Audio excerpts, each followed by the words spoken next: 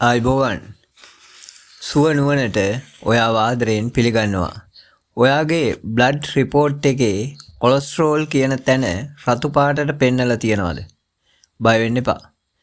Cholesterol කියන්නේ හතුරෙක් නෙමෙයි. ඒක ඇඟට ඕන දෙයක්. හැබැයි වැඩි වුණාම තමයි ප්‍රශ්න එන්න පටන් ගන්න. අද මම කියන්නේ බෙහෙත් එක්කම සහ බෙහෙත් නැතුව පාලනය කරගන්න පුළුවන් ක්‍රම 4ක්. ඉස්සෙල්ලාම හොඳ සහ නරක කොලෙස්ටරෝල් තේරුම් ගනිමු.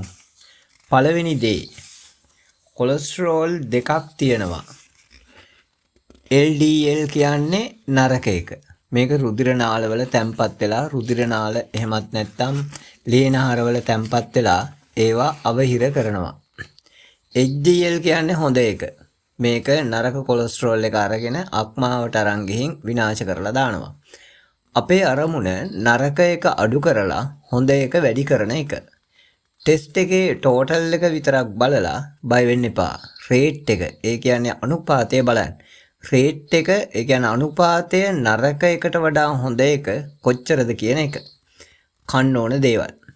එහෙමත් නැත්නම් නාලේ සුද්ධ කරන කෑම. තන්තු වැඩි කෑම කන්න.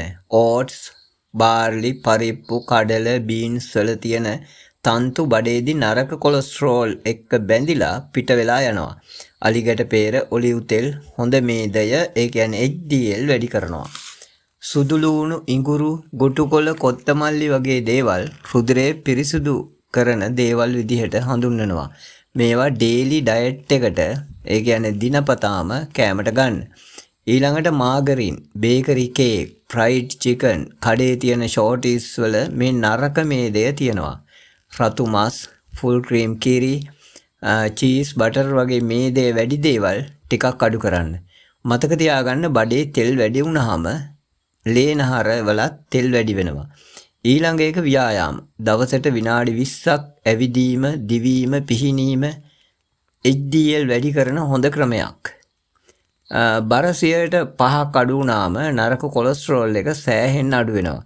බෙහෙත් වලට වඩා ඒක හොඳයි. ව්‍යායාම කරන්න කියලා ජිම් යන්න ඕන නැහැ. යෝග ව්‍යායාම කරන්න. ගෙදර ඉඳගෙන කරන්න පුළුවන්නේ. ඊළඟට කියන්න තියෙන්නේ කොලෙස්ටරෝල් එක දවසෙන් 2කින් පාලනය කරන්න පුළුවන් එකක් නෙමෙයි.